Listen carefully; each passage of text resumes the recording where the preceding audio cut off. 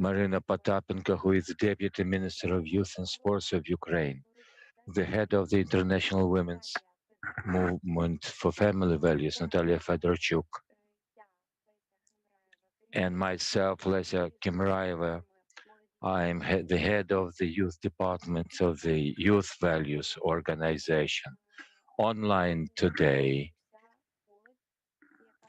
we have been joined by the young people who have initiated what has brought us together this morning. Today, everybody is going through difficult times. Since the 24th of February, our lives have changed.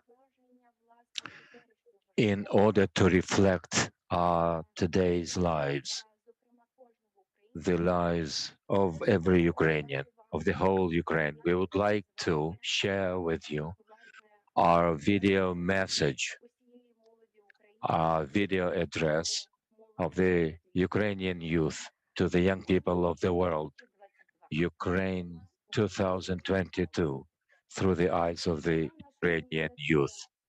The goal of this drive is to share the whole truth about the full-scale war of Russia against Ukraine, to show the whole world what troubles Ukrainian youth today, to show all the pain and sufferings of our lives, to raise awareness of the young people in the world of how the lives of the Ukrainians have changed since the February 24th of 2022. I would like to give the floor to an amazing person who is a constant helper to the Ukrainian youth, the Deputy Minister of Youth of Sports of Ukraine, Ms. Popatenko. Welcome, dear colleagues. Welcome all the viewers and young people of Ukraine, and welcome to the international community. I would like to start off by quoting how many young people lived in Ukraine before the 24th of February. As of then, there were 10.5 million young people, third part of the population, people who were studying, traveling, working, dating, falling in love, dreaming, and getting prepared for their future. And the main thing is that they were choosing their own future in an independent democratic state. It all came to an end on one day, on the 24th of February, when Russia brought here the suffering, the death, the tortures, the ruins, and war crimes and crimes against humanity. More than 2 million people were forced to flee their settlement, their houses, and they have become internally displaced persons. More than 2 million young people were forced to leave Ukraine. Think about it, 40% of the general population of young people of Ukraine, Russian aggressor abetted by the Belarus, are ruining Ukraine. The whole world now knows the pictures from the ruined city of Bucha, where Russian soldiers were raping and torturing Ukrainian women. There was no need to abuse civilians. What we saw in Bucha, in Chernihiv, in Kharkiv, and is still going on in Mariupol. There was no need for that. This is a genocide of the Ukrainian people, genocide of the young Ukrainians, and this is happening in the heart of Ukraine. I would like to share with you a couple of stories of the young people who, as of 55th day of the war, have become grown-up people. They are participating in this war as volunteers. They're helping people they don't know. That this is indicative of the desire to live in their own country, to live happily. But their lives and their stories are indicative of the sufferings brought here by the Russian aggressor. The young girl by the name of Katya, who has survived after the 20 days of Mariupol encirclement. She was writing a diary day by day for 2 decades, for 20 days. She lost her uncle, she lost her mother. Her uncle died when the tripwire triggered, when he was carrying her dead mother away from the building. She was eating doves. She was carrying her younger brother from the cell, and she covered his head so that the younger brother wouldn't see what she saw herself. She will never forget this, but she will strive all her life for the peace in Ukraine, for peace around the world.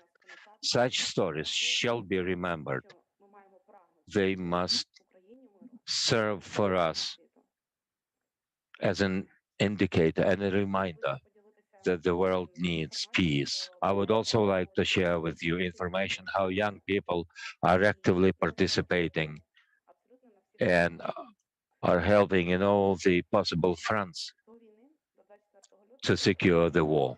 Prior to 24th of February, there were 300 youth centers helping young generation to live a better life.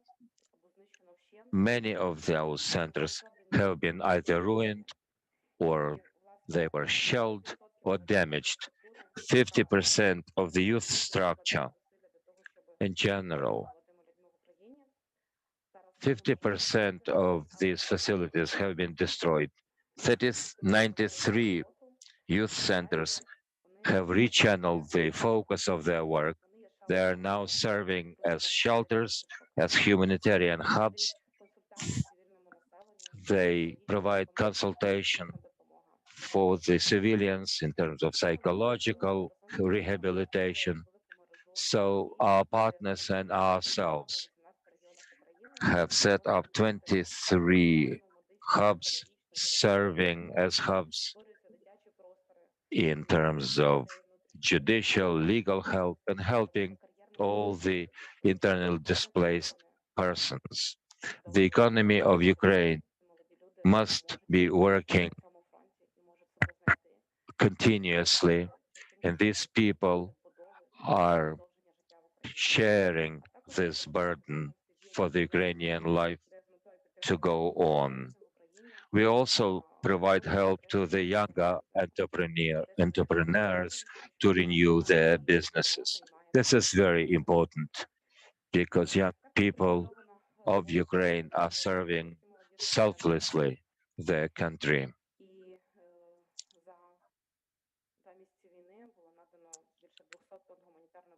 Over the days of war, one of the centers in this center downtown of Kyiv has been very actively. They are typical of how we help those who have lost their jobs, who have lost their relatives.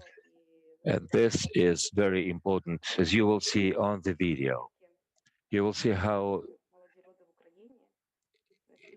genuine those messages are, how innovative they are, how important it is to share a truth about what's going on in Ukraine, how important it is to share with the younger generation around the world. They are serving as a voice of the Ukrainian generation of younger people. We are helping both civilians and the military, young organizations, volunteers have become defenders, helpers for the civilian population. They have learned how to make decisions very quickly, how to adapt to the developing situation. Over the war, we've been helping ourselves, our neighbors, people we knew or people we had known before. Once there is somebody who needs help, their needs are met. This is to say how Ukrainians have been united. One of the brightest examples of this youth initiative in Ukraine is the National Volunteer Platform. Over the short period of time, they have rechanneled their work. They have received about 1,000 requests. All those requests were answered. That is to say that young people help themselves, help younger people and older people, everybody who is in need now. At the same time, they have been very efficient in implementing their initiatives. They are trusted, according to our latest research, by the 29% of the Ukrainians, meaning that the younger generation are responsible, are serious in rebuilding our Ukraine. This is encouraging. The Ukrainian diaspora also helps us. The people from Romania, Georgia, Poland, Slovakia, they provide all kinds of help, humanitarian aid, cooperation with the local volunteers, settling and resettling of the refugees, accompanying them to the medical facilities, getting them into schools and the kindergartens, and getting humanitarian aid to Ukraine. They're providing weekly events for the Ukrainian children for them to go back to normal life. They also share information with our refugees and are promoting the interactions between the refugees abroad. I would like to thank all the young people, people working for the victory in this cruel war. We believe in all of you. We thank everybody. We will prevail in this war together. We will create new opportunities for the Ukrainian youth to be known throughout the world. We will do everything it takes for the young people to come back to Ukraine, go back to their houses, for them to begin a new life in a new democratic, renovated country. We will renovate every ruined city, every ruined settlement. We will build new spaces for the youth to grow. To do this, we need the victory, we need peace. Glory to Ukraine, glory to the heroes. Thank you for this moving message. Indeed, truth must be shared, whatever that truth is. And we thank you for the fact that you hear every young person in Ukraine. I would like to give the floor to a very responsive person, the head of the International Women's Movement for the Family Values, Ms. Fedorchuk. Welcome, Ukraine. I'm not talking to you as the head of the International Women's Movement, but rather as a mother who, like millions of other mothers, are facing the evil that we are facing here in Ukraine. 7.5 million children live in Ukraine. Officially, 210 of them were killed. Many were injured, many were raped by the Russian occupier. Everybody of the 7.5 million children, due to the Russians, have known and will never forget the sound of the air raid sirens. They know what the shelters are, what the bomb shelters are. Tens of thousands of these children have seen death with their own eyes.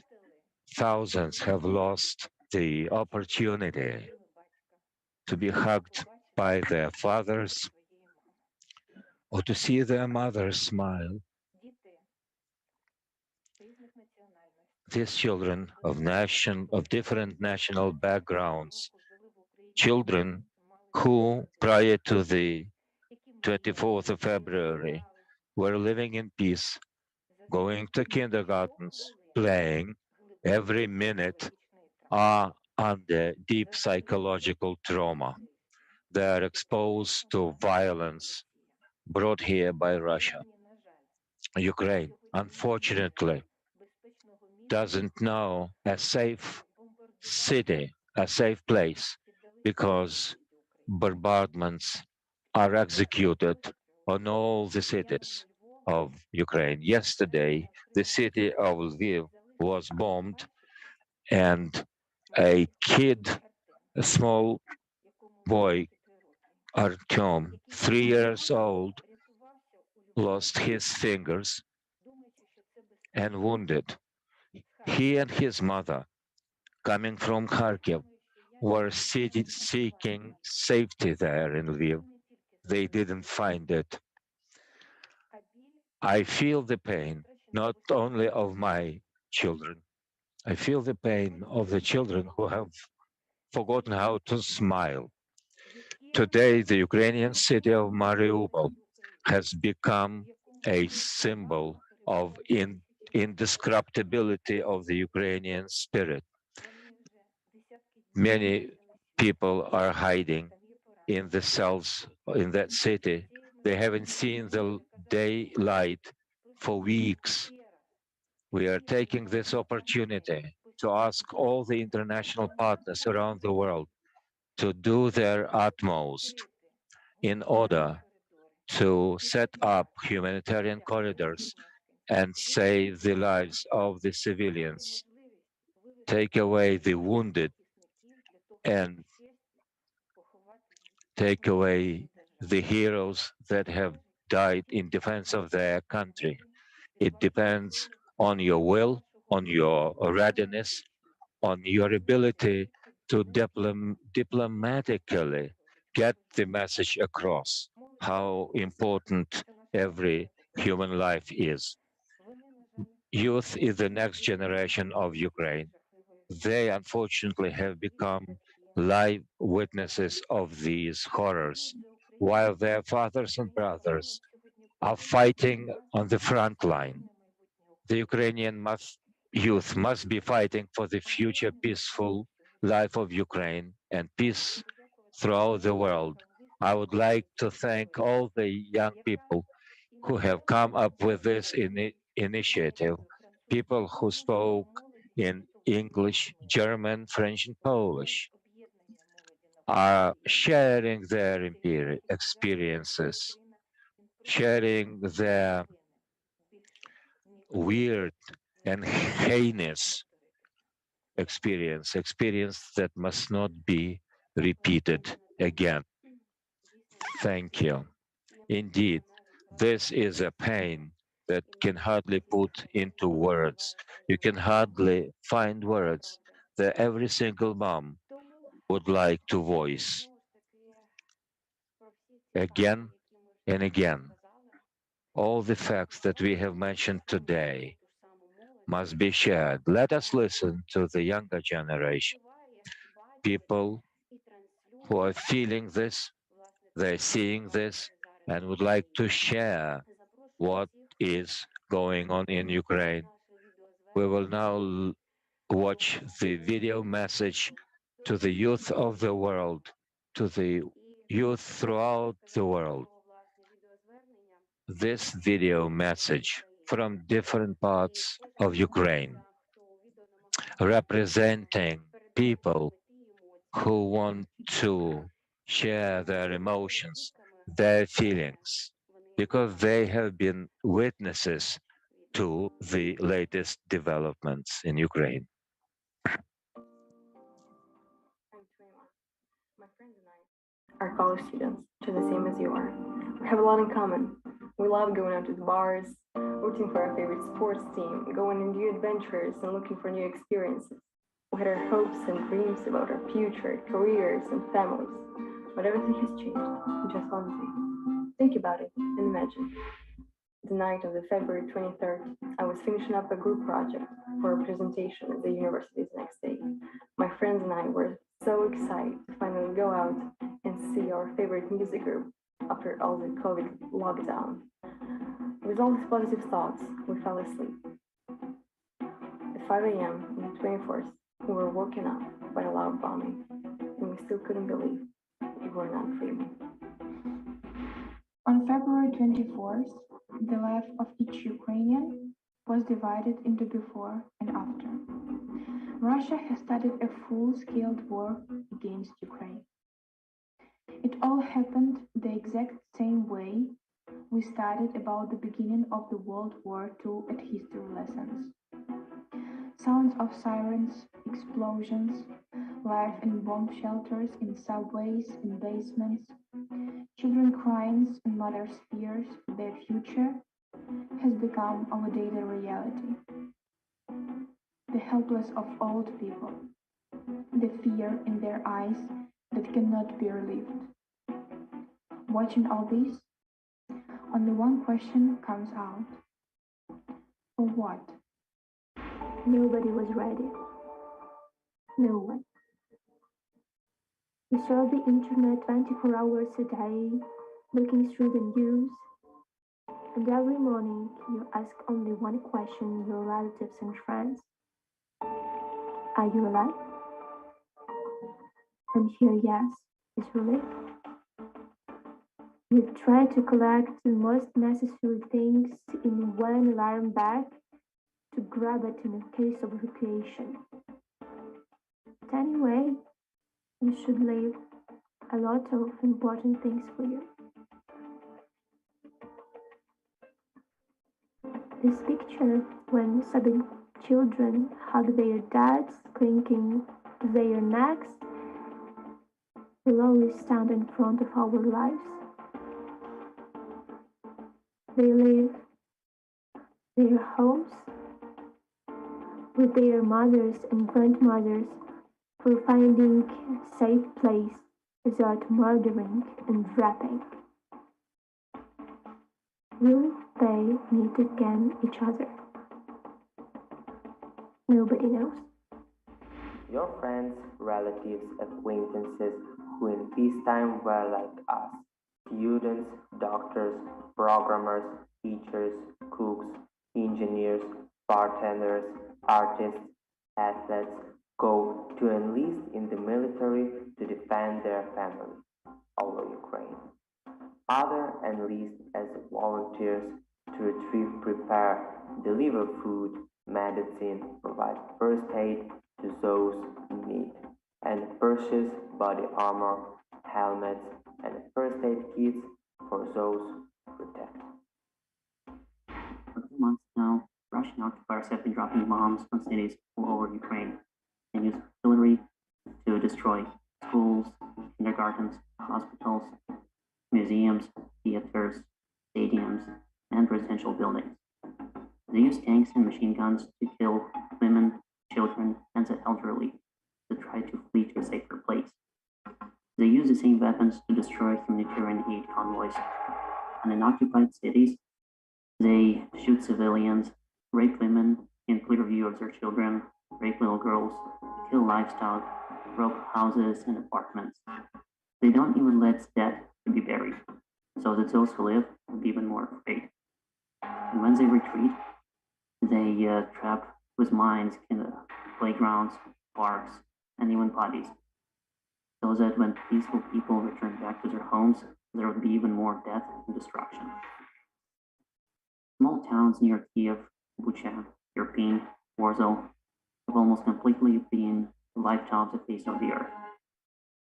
And international experts that have witnessed these horrors, and foreign journalists, still find it hard to understand and express just how such wars could happen in the 21st century. Just open the internet and look for yourself how everybody lived before its invasion on February 24th of 2022, and just how much suffering and death and destruction, torture have been brought upon these peaceful people by Russian occupiers. After knowing the truth, draw your own conclusions, make your own decisions, and you can finally understand why so many countries around the world are now doing their best to stop this evil and not let it happen in any other country in the future. Today, 165 children are dead and 266 were injured, and its official report only. And how many more are still under the rubble of destroyed houses? How many have died of hunger and cold? These terrible numbers are growing every day. Parents have been burying their children, neighbors have been burying their neighbors in playgrounds, in courtyards, near hospitals, and how many more are still laying, brutally murdered for weeks in places where they were caught by the Russian bullet. Tens of thousands of civilians have been killed and tortured by the Russians just because those people were Ukrainians. Youth has always been important for Ukraine as for any other country around the world. It is in the development of youth that every country that think about its future located their resources. Every mother raises her son as a defender of her family, her country. Defender, not killer. When mothers send their son on a war of aggression to another peaceful country, as Russia did by attacking a peaceful Ukraine. It's not about protection, it's not about the future. It's about grief, destruction, and innocent life lost. In 2022, Russia has once again shown the world that its youth and their lives are not a priority for this country. They are sending young men to kill civilians, to destroy the peaceful cities of Ukraine by imposing the idea of liberation from the Nazis. And all Ukrainians are called Nazis, although some of Ukrainian citizens except Ukraine speak Russian, Hungarian, and Polish. Peaceful Ukrainians went out unarmed to meet tanks and block roads. They asked to stop and return home to Russia. Peaceful Ukrainians come out with flags in the occupied cities and loudly declare that it's Ukraine and the Russian invaders must return home. But in response, shots, grenades, and tear gas. From a small village to a big city, everyone resists the occupiers and fights for Ukraine. Young people have something to unite around. Scientific discoveries, environmental projects, latest technologies, cultural diplomacy, sport achievements. Ukrainian youth always seek cooperation with other countries and international organizations. How many useful and important things have been done and still need to be done together. But today, we are asking all of the world's youth to unite against Russian tyranny. We must stop Russia. Not only Putin, but those who share his views and carry out criminal orders. After all, Ukrainian civilians are killed, tortured, and raped by those who came to our land. We hope that the pain that Ukraine is experiencing now will never affect other countries. Today, Russia declares that as soon as they conquer Ukraine and burn our constitution on Independence Square, they will continue to establish Russian peace. The next may be Poland, Lithuania, Latvia, and other European countries.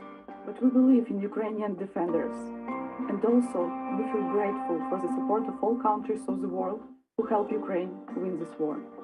Stop the horror that Russia brings to peaceful lands. Today, the young people of the world determine the future of our countries and future of our children. We have something to live for.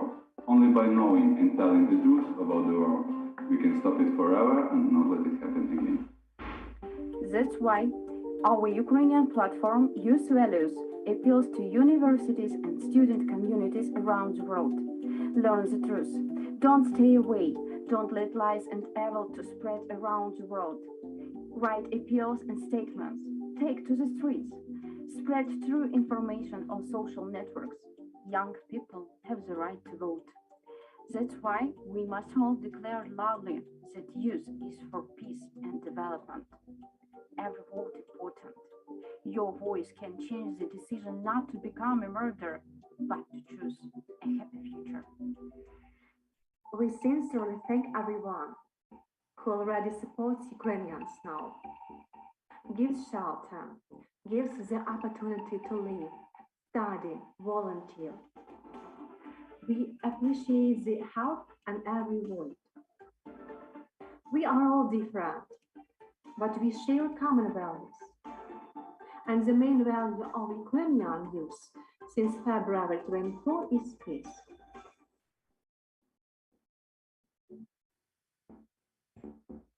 And for conclusion, world must know some truth. І тому тепер я хочу сказати, що власне після цього відео, хочеться сказати, що світ має знати правду того, що відбувається зараз. Також після запуску нашого відеозвернення нам почали надходити власне питання від тих людей, хто переживають, хвилюються так само, і давайте спробуємо надати на них відповідь, хоча б на деякі з них. Тож, перше питання, що ви розповідатимете? First question is, what will you tell your children about the first days of the war? Maybe some young people would like to answer. Yes, I would like to answer the question. Звук можна? Марія? Так, мене чутно? Звук. Марія, включи звук. Мене чутно? Зараз. Тепер, да. I would like to answer this question probably in English, so more people will understand me all around the world. What will I tell my kids about the first day of the wars is I would like to tell only the truth, because I think it's really important for them to know the history and the real things that happened during this terrible invasion of Russian invasion of Ukraine. I will tell that the first days was probably the most hectic and chaotic because no one knew what should we do, what is better, where is safer to go. I remember my dad picked me up from Kyiv because we live in Chernihiv, and it was a really dangerous road because we were all surrounded by military cars, and it was really a stressful road. And we arrived in Chernihiv, and we just didn't know what's going to happen. Everything was shouting, people were stressed, there were huge lines in the stores, and people were getting gas, and just no one knew what's better and what is safer and what should we do. And I just hope our kids, next generations, never experience anything like we did.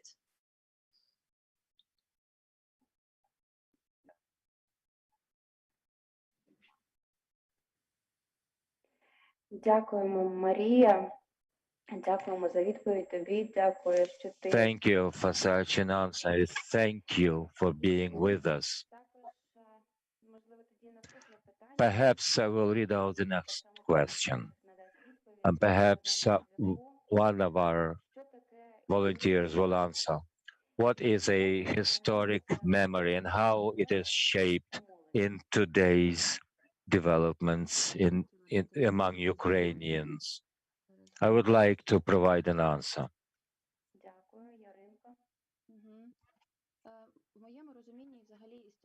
In my understanding, the historic memory is the knowledge of the history of your country and understanding of what makes you a person, in our case, a Ukrainian. As far as my family is concerned, I have always been brought up as a patriot, as a person taking pride in my country. And I feel sorry for those who were not brought up in such a key. Now they come to a tragic understanding of what war is. I have some experience with working with interviewing the Jewish population, the survivors of the Holocaust. And there was a question how the Jewish survivors treat today's Germany. Some of their children emigrated to Germany, and the majority of the Holocaust survivors answer that they are negatively against it. They don't trust the Germans. They don't understand at all how survivors or their children could go to live in Germany. I was quite skeptical about that. You know, I was born when Germany was not a fascist country anymore. It was a civilized modern country. And I was thinking, what kind of response was that? Now I have come to fully understand them. I understand that I will never be able to trust Russians to go to Russia. That's what I call historic memory, and I will share this memory with my kids. I don't want their memory to be distorted. This is what real history has been. When we were children, we perhaps did not understand our grandparents who were buying extra food to store it just in case. Now I have realized that perhaps I will be a grandma like that, buying some food just in case, some extra food. But I will be also hoping that my children will not know what it is to live through war and to buy foods in it, in excess just in case. We all wish that this war would never repeat. Next question is how can we persuade our relatives to leave the hot places that are not safe in Ukraine? What were the things that you packed in your grab box?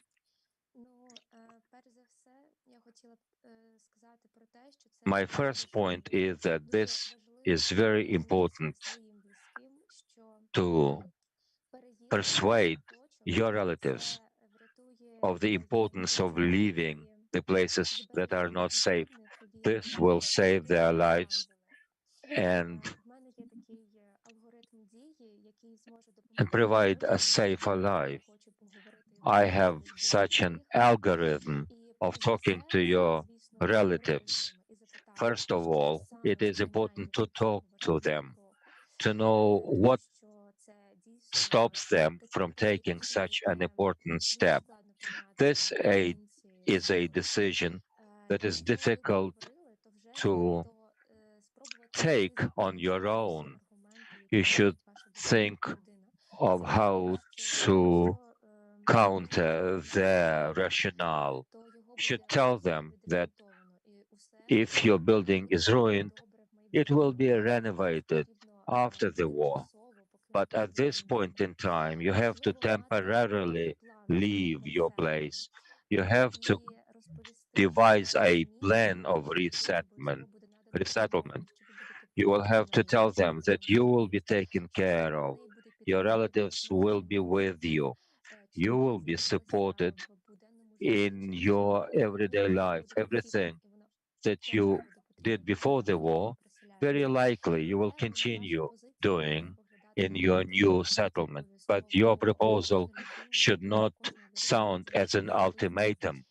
Everybody must have a choice. If there is an opportunity, it is better to help your relatives to put together the most important things. You must be caring. You must be talking to them over the whole period of movement, remembering sweet moments of the past, telling them that we will prevail and the time will come when we will come back home. As for my uh, set of the most needed things, the first is documents, the second thing is money. But of course, there were a lot of things that I left behind, and I understand how important they are now. But you need to have some money to run for some time, some food and drinking water, because you don't know how much time it'll take for you to get to the safe place, and medicines that you need. Well, basically, this is what I took along. Another detail that I took was a toy to remind me of my home. Thank you. Thank you. Let me also tell you that while Katya was putting her things together, she also took along the national flag of Ukraine.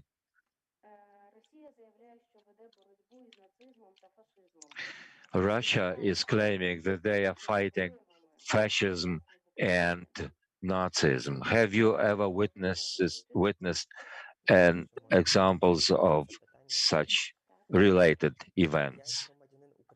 As a Ukrainian citizen, a sovereign and independent state, believe that Russia wants to persuade the whole world that there are fascist or Nazi sentiments in Ukraine, while the so-called liberation, they're killing our people. Nationalism has to do with the imperial ideology, and ideology subjugates smaller people and smaller nationalities. This is exactly the policy that is exacted by Russia when they say that there are fascists here in Ukraine. This is something that Putin claims the right to talk about fascism. He is the person who's fulfilling the fascist ideology. Ukraine brings along European values. When Ukrainians are compared with the Nazis or fascists, it doesn't make sense. In Ukraine, there are no people sharing such ideology as claimed by the neighboring country. Thank you very much. This is exactly the case. We live in a democratic state. And I will read out the next question. Do you see an opportunity that the Russian aggression will be stopped with the peaceful means? I would like to take the lead here. I think that when the war broke out and Ukraine hasn't yet suffered at that point so much damage in terms of lives and buildings and facilities. Of course, peaceful settlement of the conflict is the right way to proceed. But under the latest developments, when we see so many people killed, so many Ukrainian infrastructure has been destroyed, there is no way that this country will seek a peaceful solution, that we shall ever forgive or forget the atrocities that have been committed, the crimes that have been committed here in Ukraine. And I think that Ukraine will prevail and every single enemy will be brought to account. Every crime will be known throughout the world for everyone to see how Ukraine repels the occupying force and responds to the crimes committed. That's why, at this point in time, there is no point in talking about peaceful resolution. Russia is not ready to go along the peaceful way. They will be punished, and there is no other way about it. Ukraine will prevail. Glory to Ukraine, glory to the heroes. Next question is how young people in these circumstances can become useful.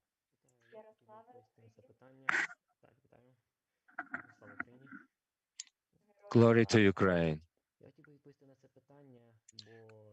I would like to answer because I have taken it so close to my heart. I've been thinking how I can help people suffering from these atrocities.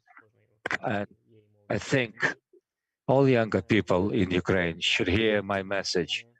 We should discriminate between the aid we can render now and the help we will render after the war is over. Today, we have to put ourselves together to remember what you can do, whether you know English, German, or French, and to share the information as we did in our video message.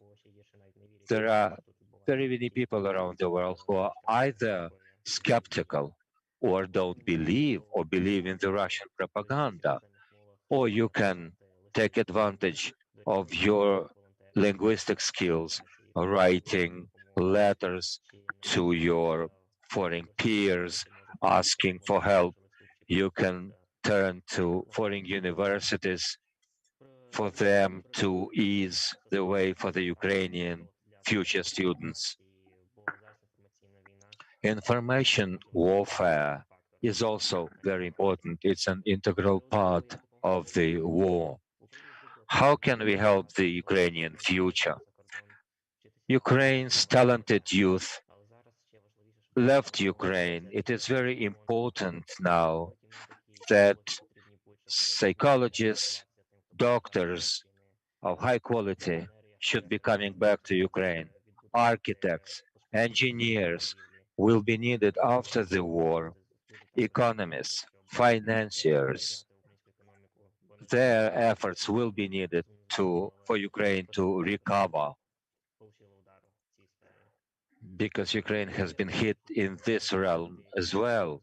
So there are a lot of areas where you can help your Ukraine.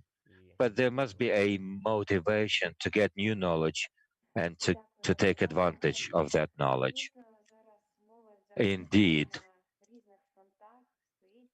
youth protect Ukraine on different fronts, and we appreciate everybody's efforts. Next question is, how do we learn truth about the Ukraine developments, and how can we believe in this horrendous information coming from the liberated cities?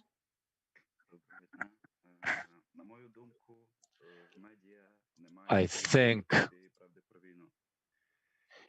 media will never tell you the whole truth. The professional media first have to check the information. For the message to be broadcast, it must be checked. But under the hostilities, fact-checking is not always important. When you see what you see, when you don't see what others see, it's up to you to trust different outlets. We see the downed Russian planes that are called in Russia the downed Ukrainian aircraft and vice versa. In Russia, they actively generate fake news through social media. And sometimes you can't separate truth from falsehood. The authors of many fake news are purporting to reuse the materials from the previous international conflicts. And the audiences, of course, are shocked to see that. You should analyze whether this broadcast, what time of year is it? What season it is? Who publishes content? Or whether you can trust this outlet as an authoritative outlet. I've seen many occasions when on the Russian social networks they claim that you are staging fake news and orchestrating sufferings. When they say, including Russian diplomats, that the corpses that we see strewn in the Ukrainian streets are somehow moving. These are the video materials taken from other sources. It's not only about negative emotions. Some content becomes viral in the net and they promote chaos. Information warfare is not only waged in the net, it is war that is conducted by Russia and by Ukraine. So we should be mindful of how authoritative those outlets can be. As for the information from the liberated Ukrainian cities, this information has been confirmed. It has been confirmed by the European specialists, by the independent news outlets, people who have witnessed all those heinous crimes with their own eyes. Thank you for standing up for the truth on the information front. The next question. What have you learned from this war? Відповісти на це запитання. Nikita, glory to Ukraine. Чого навчила нас війна? What have I learned from this war? Тому що життя є This мінливим, war has taught me те, що that здається life непорушним, is вже завтра може зникнути, а swift going, неймовірне стати something that you буденністю. cherished Ще рік тому will про disappear, комендантську годину, голод, something you took репресії for і granted геноцид я знав will тільки be з most книжок, а cherished thing. життєві плани Something будував that I хіба що з read поправкою in на the мою books майбутню have become спеціальність a в reality. вищому I навчальному was reading закладі. textbooks, Однак війна I was planning внесла my future, особливо моє життя but та як і життя the кожного war громадянина has України changed my life жах, as it біль has та страждання, changed які назавжди the змінили lives of many мій Ukrainians, моральний життєвий filling компас. them І with the з цим хотів suffering, би звернутися до death. цитати одного з And I would like to quote найвеличніших державних one політичних of діячів the минулого, most а саме до prominent Вінстона Черчилля. figures І він of казав, and що всі statesmen, великі речі Winston прості, Churchill, who і said багато з that них можуть complicated бути things are виражені simple, в окремих and словах. many Це of them свобода, can be справедливість, verbalized with the words честь, freedom, милосердя та надія. honesty, Свобода та compassion, віра у наші Збройні hope, Сили the України, freedom and hope in the справедливість armed – це покарання forces всією of Ukraine. жорсткістю санкцій та Justice means репресій punishment відповідно до and reparations норм міжнародного права according to the за ті звірства, international скоєні law Російською Федерацією. for the atrocities Честь committed та гордість за in кожного our country. громадянина, Honesty is який в pride for будь-якій формі every підтримує та Ukrainian допомагає в ці who важкі часи. helps І in any way he or she милосердя не can. може бути, на мою думку, Compassion, застосоване. В цьому I контексті think, я does згідний з not думкою apply to our situation. I believe that Rostislav had it right. And the last point is hope, hope for the future of my country. Glory to Ukraine.